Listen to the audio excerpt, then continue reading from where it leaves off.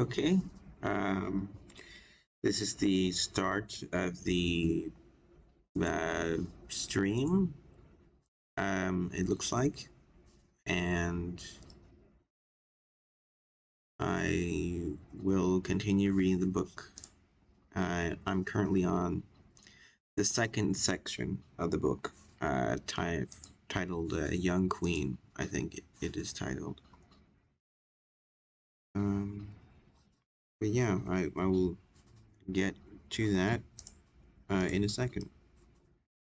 Just borrowing the book.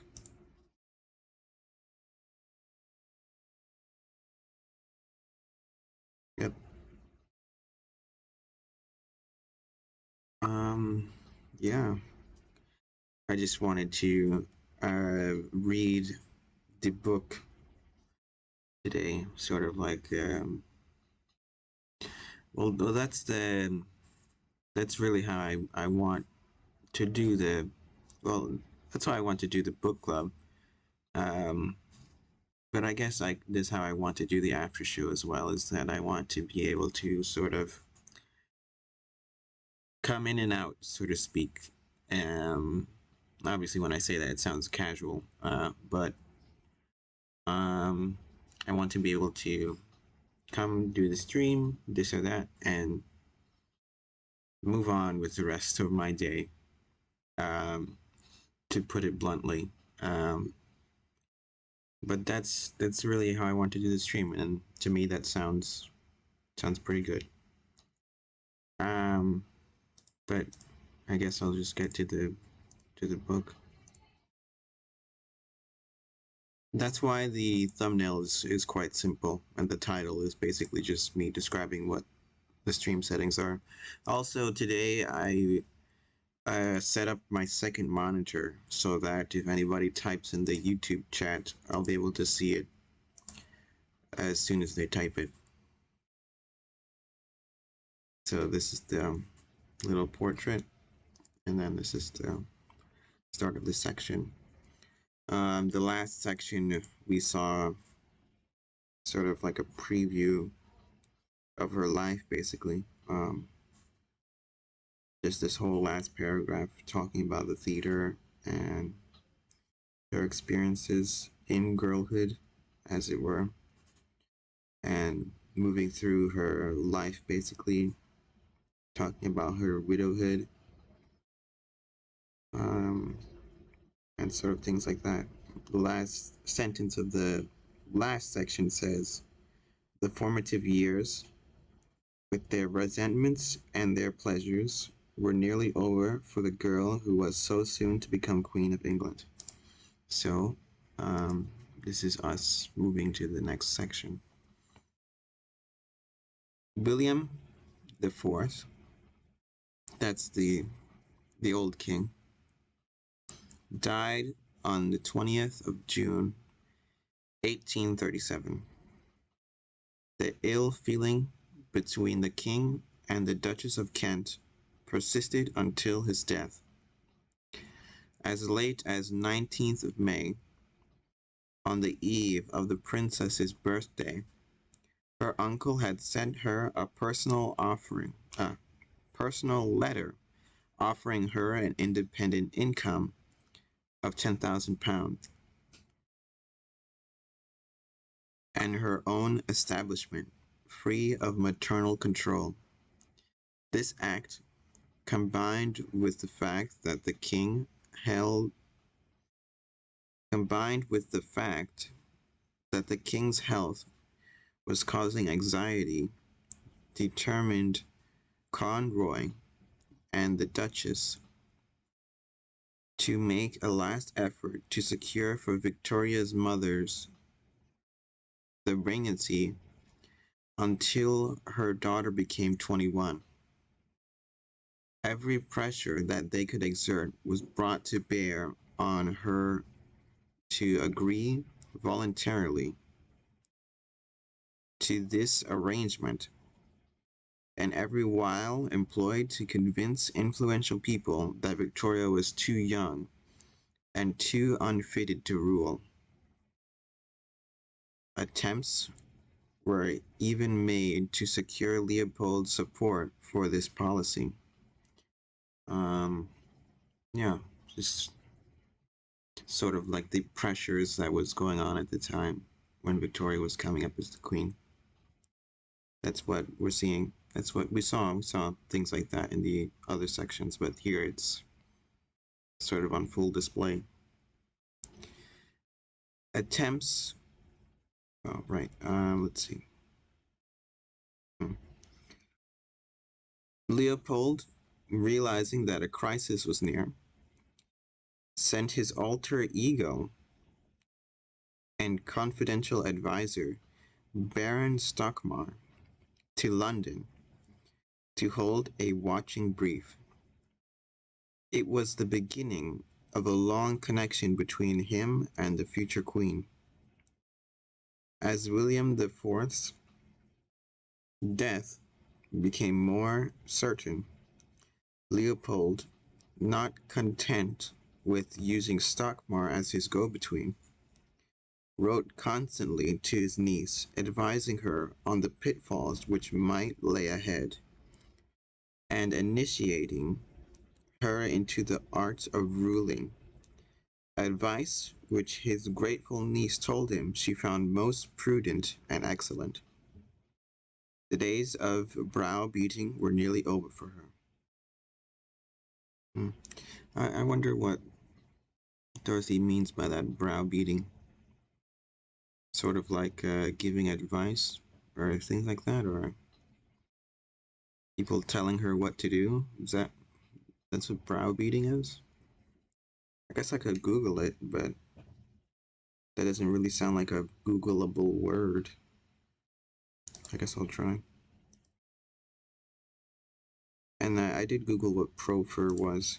That's what proffer. It's basically like offer, but sort of like a different way of saying offer. Proffer. That's it. Proffer. Proffer, not. Well, it's basically the same thing.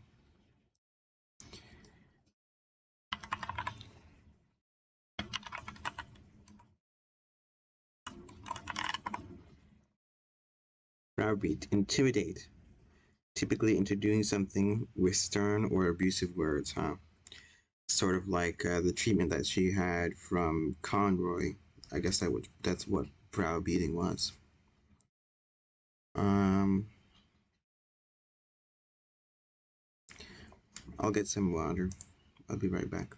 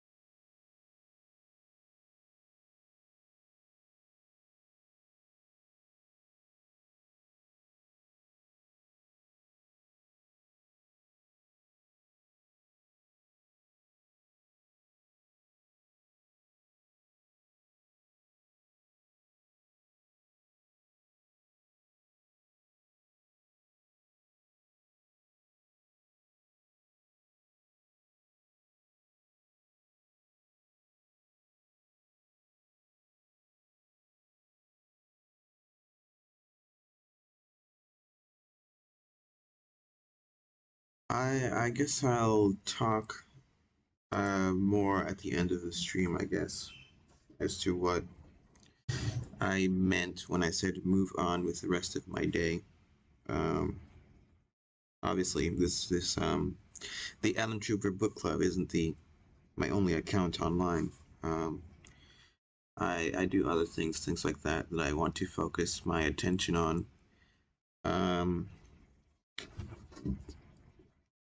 and my return to this channel is something that I've been putting off for a while, but and at the same time, it was something that I felt was necessary in order for me to move on and to look towards other pursuits in my life, essentially, was my commitment to this channel. But yes, getting back to the book.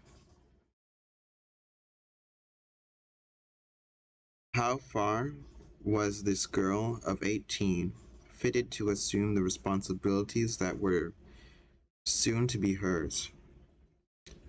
She certainly did not lack moral earnestness. Her birthday had always been a time for making good resolutions, and on the 24th of May, almost on the eve of her ascension, she recorded her resolve to be less trifling, not to let her attentions wander from the task in hand, and in every way to fit herself for what one day she would become. The day before the king died, Victoria, writing to Leopold, expressed a certain quiet confidence, saying that though she did not feel completely equal to everything that lay ahead, yet she trusted that, aided by honesty, courage, and goodwill, she would not be found wanting. Victoria could with justice claim all three qualities. The difficulties of the last 2 years had hardened and toughened her naturally gay and affectionate personality. As she wrote in her journal, though she was inexperienced in some ways, she was not in others. Honest though Victoria was, and always would be, she had learned to keep her own counsel. Yeah. The section on the right uh, says Victoria at her coronation. This was incredible. This incredibly romanticized portrayal was painted by Charles Robert Le- Leslie. Leslie. So it's a painting. It's not a photograph. Mm.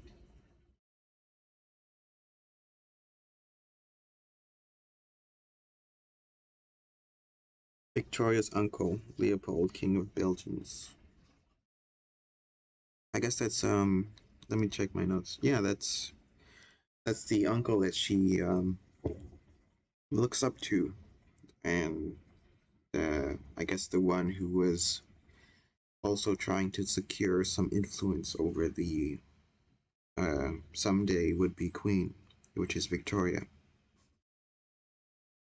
Um, but yeah, I guess that's him. I'm assuming that's a photograph. Um, there he goes. That's his portrait. The book, Her Courage and Obstinacy. Hmm, I'll look that up.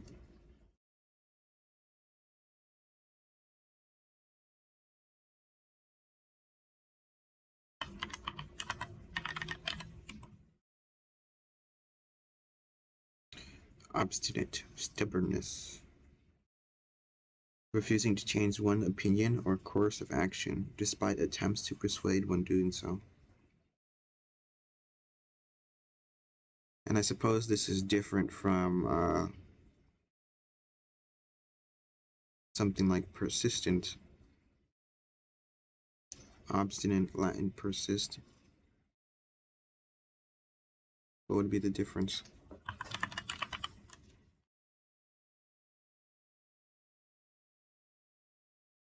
I don't get a root word.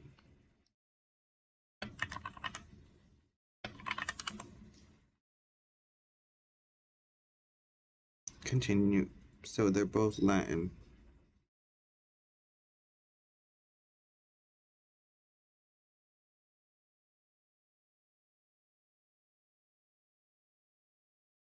Hmm.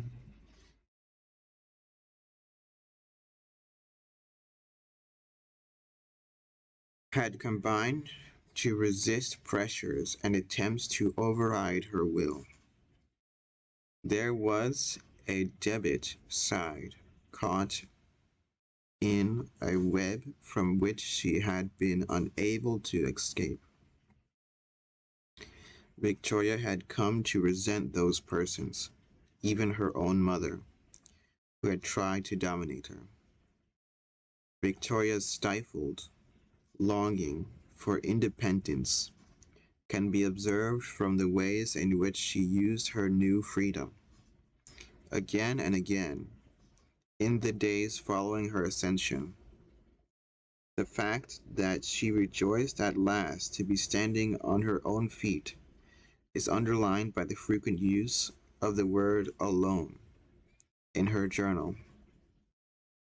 Whether she was recording having seen her ministers for the first time, or enjoying at last the privacy of a bedroom to herself, later it gave her great pleasure to be able to entertain her beloved Uncle Leopold and his wife under her own roof. From the beginning, the young queen threw herself into her new life with zest. Though it involved hard work, she delighted in discussing business with her ministers. Far from her new duties proving a burden, she told her uncle that she was sleeping well and found time to go driving in the country every evening. And I suppose that's not driving. I think that's golfing. I think that's what that is. But I would assume, since that's what the stick is called. It's called a driver. But I don't know if that's a golfing or not. Um, it sounds like a sport of some kind.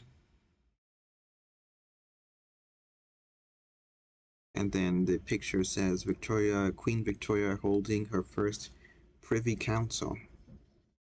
And it's a painting. Obviously the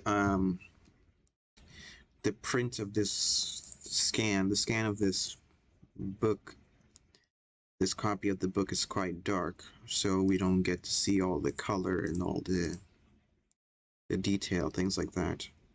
This is probably, I'm not sure if this is black and white, I don't remember.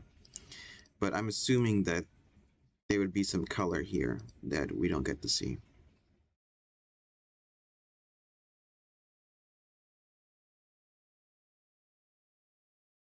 Her first Privy Council. Not sure what a Privy Council is, I guess. I'll add that to my notes. Privy Council. Why is it capitalized?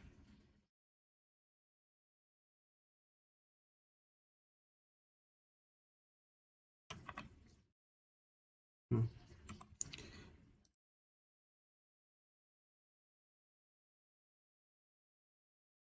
Certainly a curious phrase. Holding a Privy Council. I guess it's like a queenly thing to do, I guess. I don't know. Okay.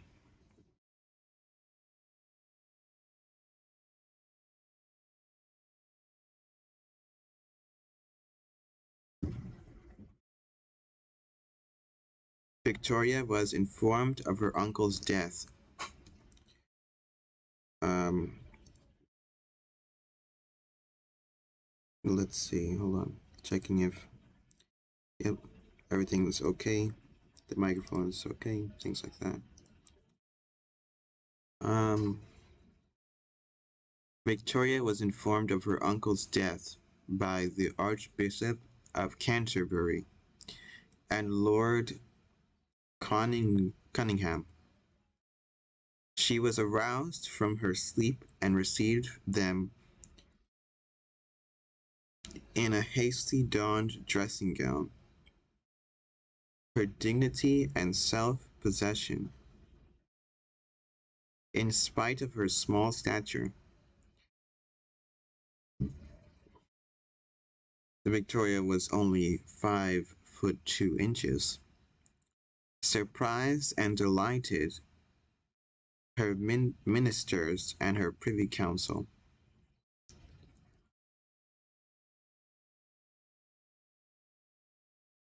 Hmm. Um, so I guess she rushed out after hearing the news, and she was in her pajamas, I guess. Um, I could only imagine what that. Uh, uh, yeah, I could only imagine. Um, from the very beginning, she assumed control and took the reins firmly in her own small hands.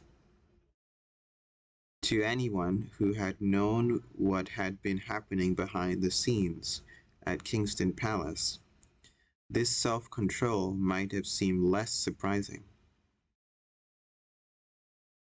The machinations of Sir John and her mother must have underlined the desirability of that power for which they had struggled, while her own sufferings in defending her right to retain it could not but make it still more precious in her eyes.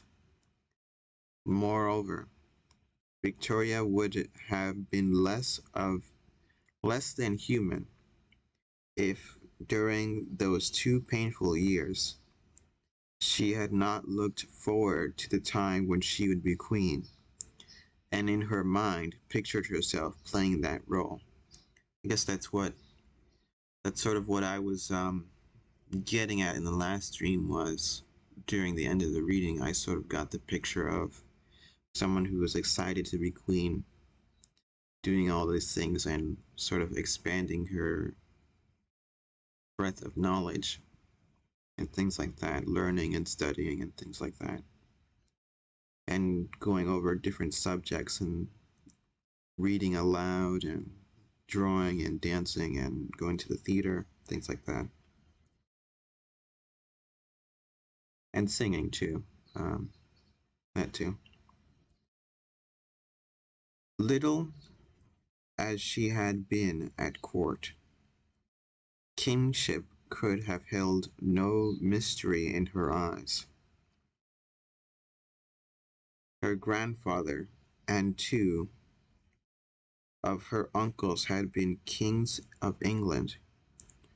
Her beloved uncle Leopold was a king, and most of her relations ruled over independent, though sometimes small, principalities in Europe. Anyone as shrewd as Victoria cannot have supposed that she would cut a less satisfactory figure than her uncle, William the Fourth. Hmm. I guess I'll take a note of that. Um, I can't remember Dorothy ever describing Victoria as shrewd, but it does sound familiar. Um, I'm certainly she. I'm certain that she did use that word before. It's just I don't remember it being used. I guess I'll take a note.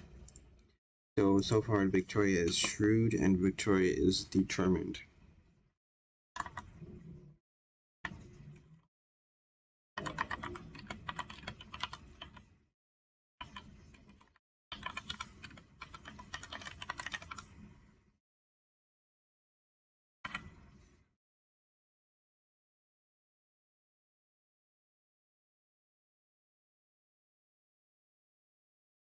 Sir Cindy Lee's description of her predecessors as an imbecile, a profligate, and a buffoon is something less than fair.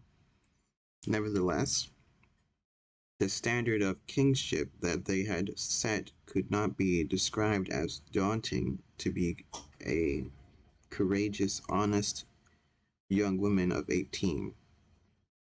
To, could not be described as daunting to a courageous, honest young woman of 18. Hmm. Moreover, though inexperienced in some ways, she had the benefit of the advice of one of her uncles, the cleverest politician of his day, who in his letters stressed to her the importance of establishing a regular routine for both handling state papers and seeing her ministers. He warned her against making hasty decisions, pointing out that it was often extremely difficult to retreat from a decision once made. In addition to the remote control that Leopold was so anxious to exercise, Victoria knew that she could always turn to the invaluable Stockmar if she felt the need for a more immediate confidant. Both were soon to be overshadowed by her Prime Minister, Lord Melbourne. Occasionally two people found themselves the ideal complement for one another, and their needs and temperaments dovetail into one another as neatly as pieces in a jigsaw. So, until her marriage, it was to be with Victoria and Lord Melbourne. Hmm. So that's her husband, Lord Melbourne, I'm assuming. Let's see. Nope, that's not. That's not. That Lord Melbourne is not her husband. It's just one of the people that, one of the male figures, so to speak, that she leaned on for advice and whatnot and things like that.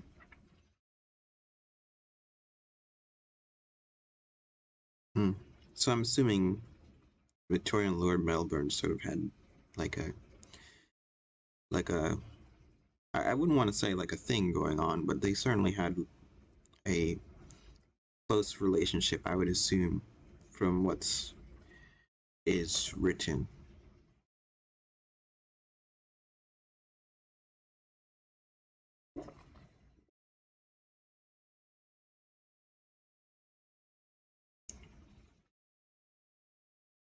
On her ascension, he was a delusioned man of 58. Disillusioned man of 58, with a tragic personal history behind him.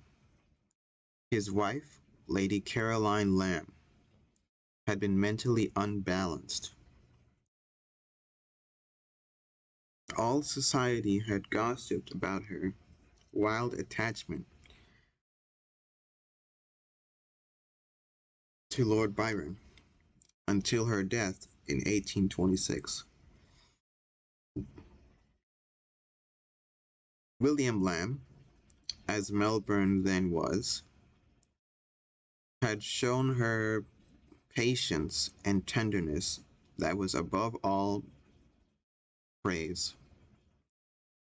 Later, his only son, that the unfortunate marriage, an epileptic, had also died. Lord Melbourne's success in politics was no compensation for the torment of his private life.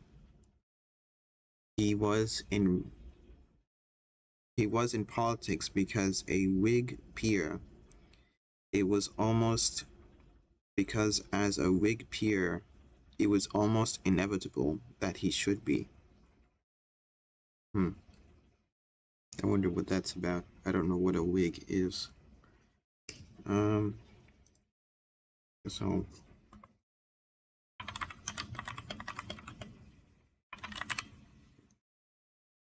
I'm certainly familiar with the American Party that has a similar name, but I'm not sure what the English equivalent of that would be. Especially not the English equivalent of that around 1826 would be. When Lord Althorp succeeded his father and withdrew from active politics. Melbourne, becoming Prime Minister almost by default, voted it a damned bore and wondered whether to accept it. His politics were those of the orthodox Whigs, who should not be confused with the radicals or with the future liberals, merely because they had collaborated with them to pass the Reform Act of 1832.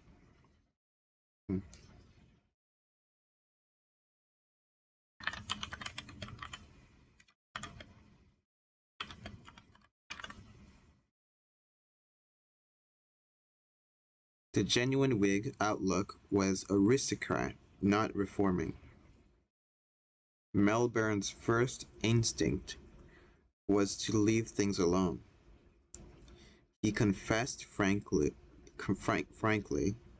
that he did not like the middle classes, considering that they were all no, um, uh, affectation, conceit, pretense, and concealment. Hmm. I don't know what affectation is. I guess I'll Google that.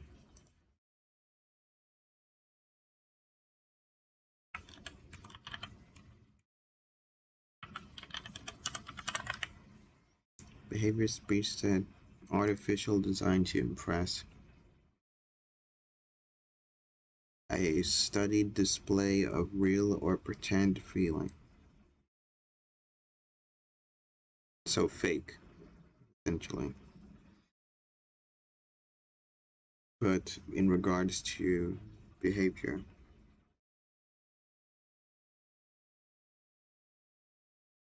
I wonder what the relation to that is to affection. Or at least looks like a similar word, affectation. But anyways, they were all affectation, conceit, pretense, and concealment. Disillusioned and unambitious, he was very much a man of the world, well informed, witty, endowed with great charm of manner, a beautiful speaking voice, and an uninhibited laugh.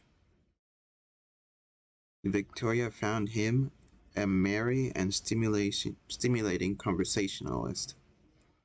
Again and again in her journal she reported his funny and extravagant remarks and opinions, many of which went to form her own ways of thinking, until later her husband's views came to dominate hers. Melbourne was relaxed, tolerant of the ways of society, and had a fund of stories and gossip about both her own family and the polite world, which helped to fill in the gaps left by her secluded girlhood. Um, I do remember some of the ways in which Victoria's husband thought. I do remember specifically the book giving some sort of detail about how Victoria's husband thought that um, something to the effect of, I'm not sure what exactly was what I read, but I remember something to the effect of, like, humans are only happy when they're tied down to responsibility or something like that. Um, so that kind of like, um, I would say maybe gritty outlook on life. But that's all I remember from reading about Victoria's husband, pretty much.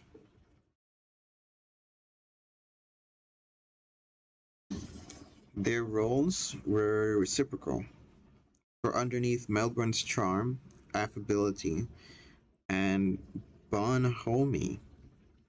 Bonhomie. That's an interesting word.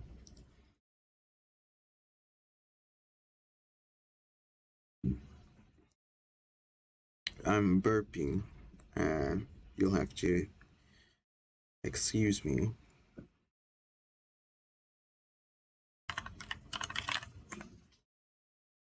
Bonhomie. Bonhomie. Okay. So not bonhomie. Um, Geniality. There's actually a word in Spanish that's genial. That's like good. So I'm guessing that's what that is.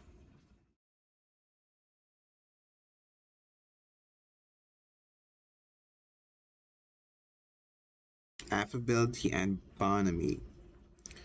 A well frustrated a well of frustrated affection had accumulated. Ooh.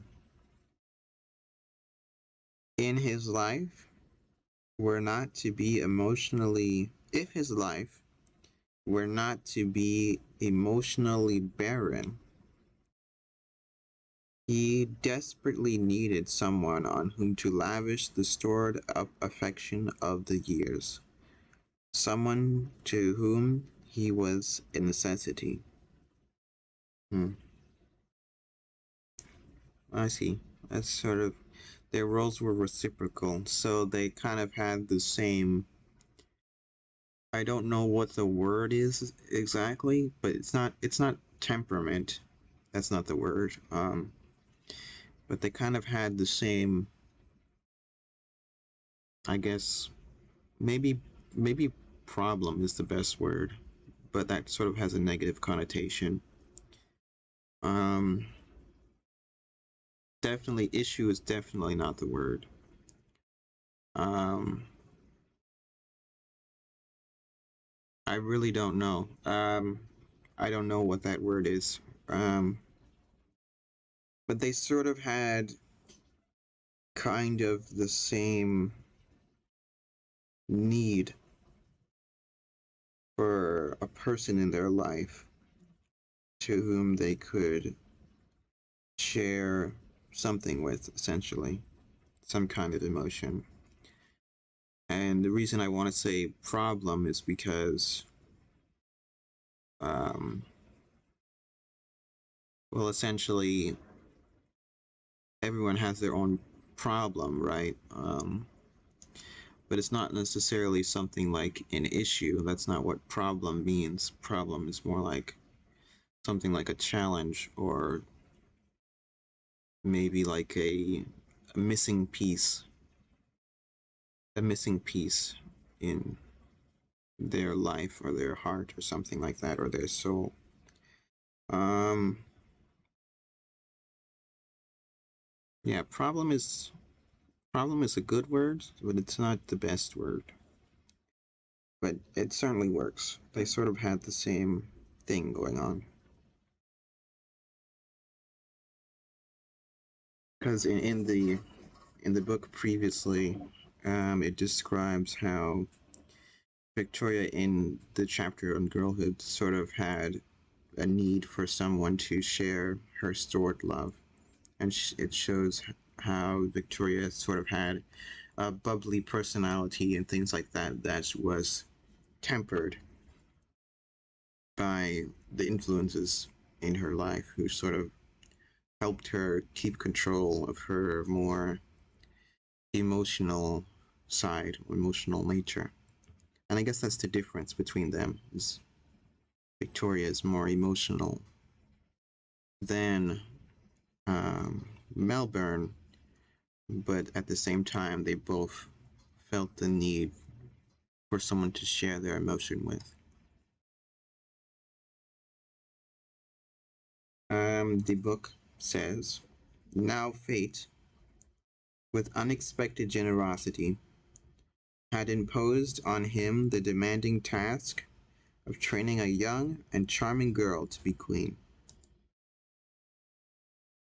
Almost immediately, he won her liking and regard. After her first conversation with him as a prime minister, Victoria bestowed on him the accolade of her favorite adjective. He was straightforward, honest, clever, and a good man. In the evening, they had what the Queen described as a very comfortable as well as important talk, so that she was already felt more and more confidence in him. Victoria admired his looks and found his manner kind. This was such a pleasant change from the last years of her girlhood at Kingston Palace. By mid-July, she was calling Melbourne her friend. But he was rapidly becoming more than that. Victoria had found a new father figure, quote unquote, as Melbourne a substitute daughter. Dorothy is using the um, that's why she put it in quotations. Dorothy is trying to use the modern, modern in a sense. She's trying to use the modern language in order to bridge this kind of theory that she has, um, sort of linking a, a past historical figure to a present day average person, average woman. And she says, this is her theory, but she says that Victoria outlines the modern career woman. I think that's what she said, but outlines the career woman, like a career woman. That's what she means. So things like that. And she's sort of using the language father figure to describe Victoria's relationship in a way so that the reader can understand it. Not necessarily that this is exactly what a father figure is, but sort of just trying to use the lingo, the language to make things make sense. It's just a manner of speaking, really, and that's really what I get out of it. After reading the introduction, that's how it makes sense to me.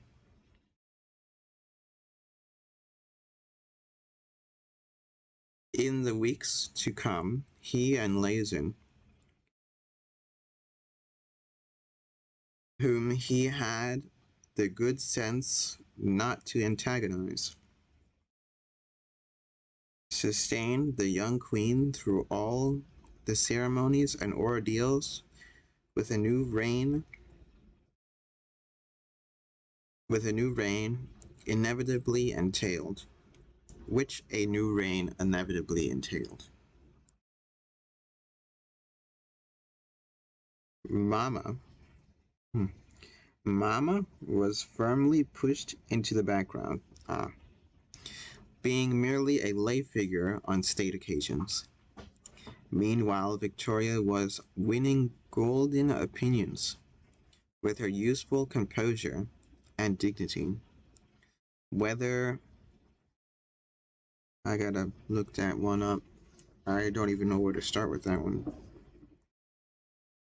Pro proroguing, proroguing, proroguing. Ah, yeah, that's what that. I know what that means. I guess I'll just look it up to be sure, anyways.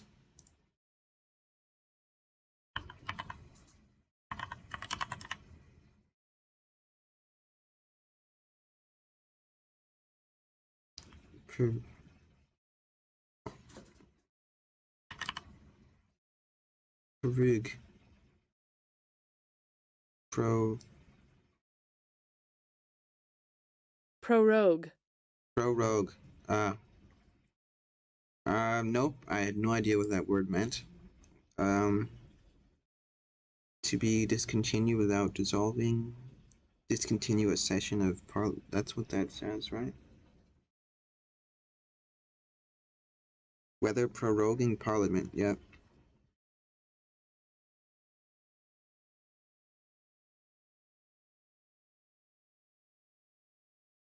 Without dissolving it. Hmm. Some legal jargon, things like that. Um, checking the stream, checking Discord. Okay. Whether proroguing Parliament, holding a chapter of the Garter, which, incidentally, she loved to wear on all occasions, or being entertained by the Lord Mayor. Wherever she appeared, she was greeted by loyal and enthusiastic crowds, promising a new rapprochement between the Queen and her people. This reached its climax on the day of her coronation, which took place on the 28th of June, 1838, just over a month after her 19th birthday.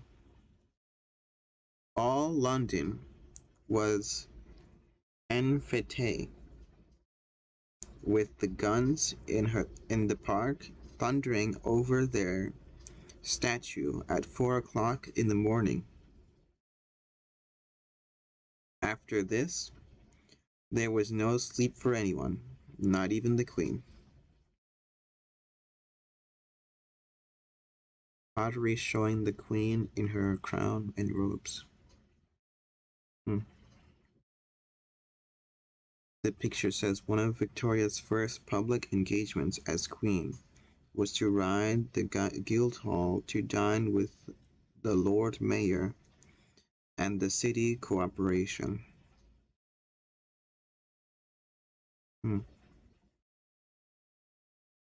This engraving shows the Queen's procession passing through Trafalgar Square with the National Gallery and St. Martin's in the Fields in the background. November 9th, 1837.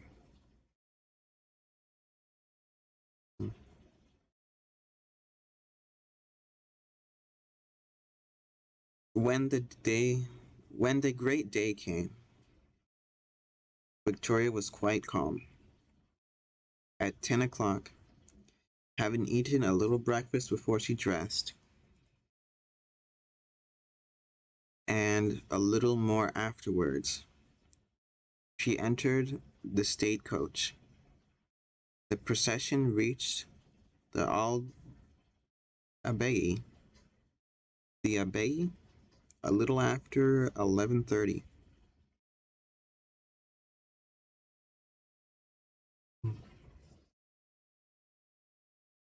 The day was fine. It usually was for Victoria, so that the Queen's weather became proverbial. That's interesting. It's a neat little factoid. I certainly never heard that phrase before, but that's interesting. All along the route, the procession was greeted with thunderous cheers. Victoria was clearly delighted with her reception. She wrote with emotion of her loyal subjects, declaring, "I really cannot say how proud I feel to be the queen of such a nation." Once the actual ceremony began, however, many of the participants did not seem to know what they should be doing. The aged Archbishop of Canterbury, mistimed, mistimed,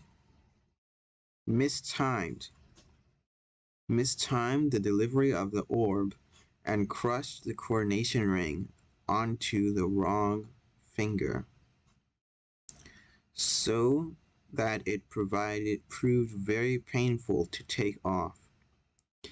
To add a touch of the ridiculousness, 82-year-old Lord Roll, while tottering up the steps to kiss the Queen's hand, overbalanced and fell down again, so that, to prevent a repetition of the accident, Victoria went to the head of the steps, a spontaneous and kindly gesture that was characteristic of her warm heart. Though the long ceremonies, the Queen was sustained by the presence of Melbourne, who reassured her with a fatherly look of Lazen, and of Lazen, with whom Victoria exchanged a smile as she sat on the throne. When she returned to the palace, she declared that she was not really tired, though later at dinner, when she, Melbourne, and the royal party were holding a post-mortem on the day's events, and she did confess that her feet were a little tired. She said she had, however, the gratifying feeling that her duty had been done. When Lord Melbourne, with tears in his eyes, told her how beautifully she had acquitted herself.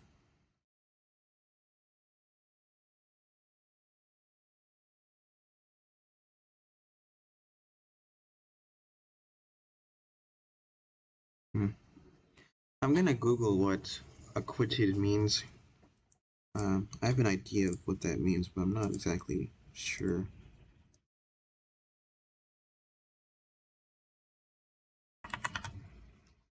Free by verdict to not guilty. Conduct oneself or perform in a specified way. Hmm. Okay.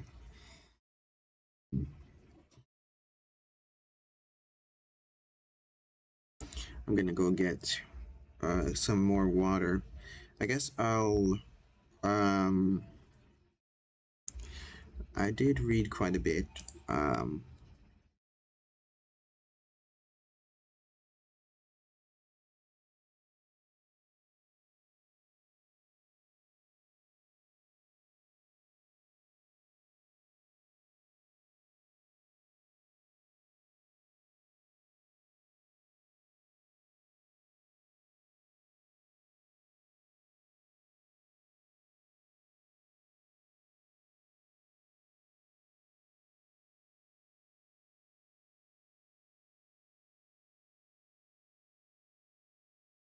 okay.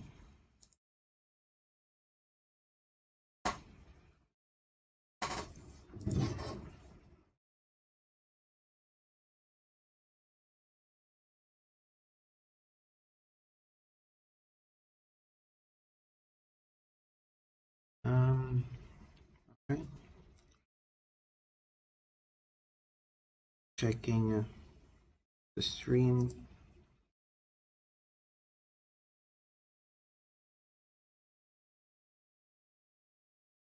Where's the book?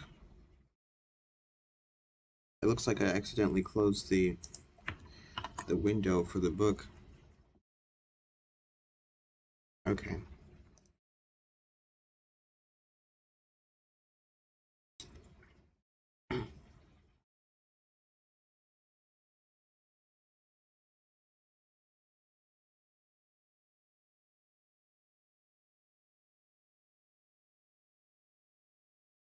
Hmm. She would, she confided to her journal, always remember this day as the proudest day of my life. Above all, the young queen was moved by the enthusiasm and affection of the vast crowds who packed every vantage place on the route. Londoners proverbially enjoyed a ceremony whether it was a royal procession or, in earlier days, a mass hanging at Tyburn. Hmm. Yeah, I'm not sure how Dorothy feels about Londoners. Um, that's a pretty blunt statement. But I guess any Londoner, so to speak, would probably be like, yeah, yeah, whatever. um, that's sort of the vibe I get, I guess. Comparing Londoners to New Yorkers, um, that's sort of the vibe that I get. Sort of like a, yeah, whatever. um, but yeah.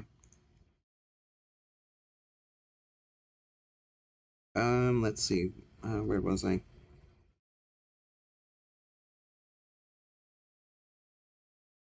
Both made a welcome break into lives that were, for most, drab and hard.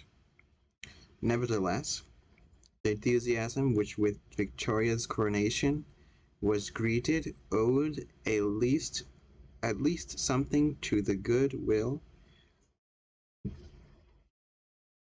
of the Londoners for their young and charming queen. After a long succession of most uninspiring monarchs, the first years of Victoria's reign formed one of the happiest, or at least the most carefree periods of her life, though later she was to disparage their artificial gaiety when compared with the deep happiness she was to know in her life with Albert. At the time, however, life seemed very pleasant indeed. After the unhappiness of the last years, it was wonderful to be the person around whom everything and everybody appeared to revolve.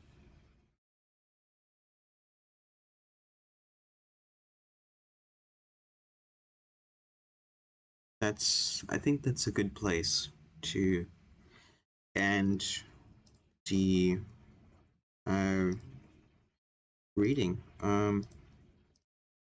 I guess in the next live stream, we'll get into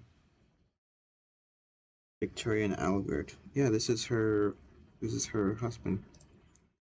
We'll get into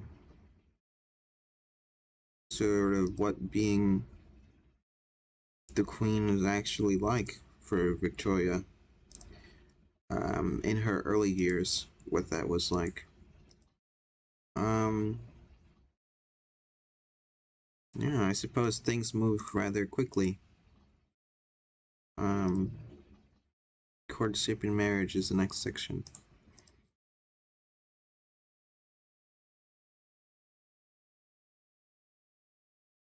Hmm. Um, but for anyone who watched the stream, thank you for watching the stream. Um,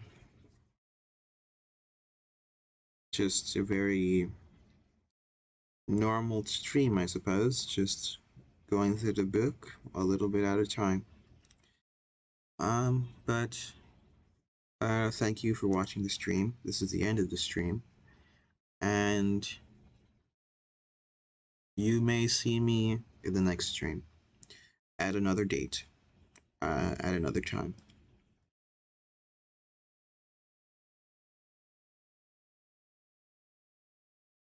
Okay, that's it for today.